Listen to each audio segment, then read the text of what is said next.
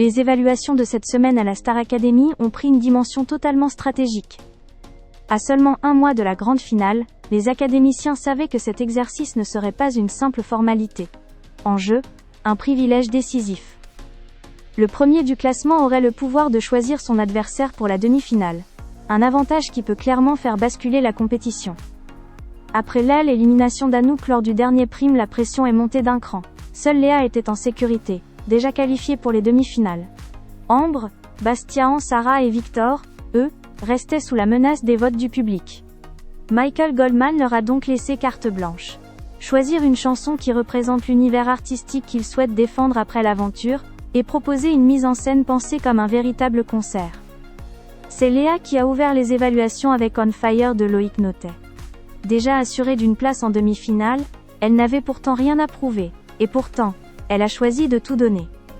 Aidée par Bastien et Sarah sur scène, elle a expliqué vouloir réunir plusieurs facettes de son identité. La ballade, la performance vocale, et elle, énergie scénique. Sa prestation a révélé une voix solide, une intention claire, et une vraie volonté de raconter une histoire au public. Victor s'est ensuite présenté avec Never Forget You, de Zara Larsson. Dès son introduction, il a affirmé que ce titre représentait exactement la musique qu'il souhaite proposer après la Star Academy. Une pop dansante, vocale et spectaculaire.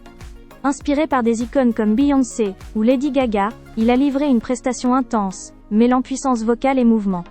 Son plaisir sur scène était évident, laissant transparaître un artiste plus libre et plus assumé que jamais.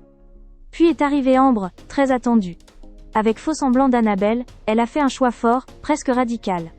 Avant même de chanter, elle a expliqué que cette chanson aurait pu être la sienne, tant elle se reconnaît dans le texte et l'univers musical. Sans véritable mise en scène, Ambre a misé sur l'interprétation pure. Une décision payante, tant sa prestation a touché par sa sincérité, sa maîtrise et son charisme naturel. Bastien a pris la suite avec Bébé tu m'adores de Leslie Medina. Très stressé, il a pourtant assumé pleinement son univers. Il a expliqué vouloir défendre une pop moderne, fun, second degré, mais aussi porteuse de sens. Sa mise en scène, réfléchie et énergique, traduisait son envie de faire plaisir et de partager. Malgré quelques erreurs qu'il a lui-même reconnues, Bastien a montré une réelle cohérence artistique. Enfin, Sarah a clôturé ses évaluations avec OK Love You by d'Olivia Dean. Dès les premières secondes, elle a transformé la salle de théâtre en véritable salle de concert.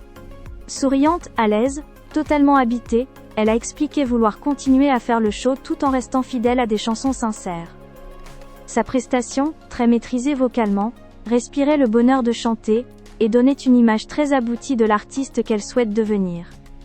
Au terme de ces évaluations, un nom se détache clairement selon les pronostics, Sarah. Sa performance, jugée digne d'une artiste confirmée en concert, pourrait bien lui offrir la première place du classement et ce privilège tant convoité. Mais dans une semaine aussi serrée, rien n'est encore totalement joué.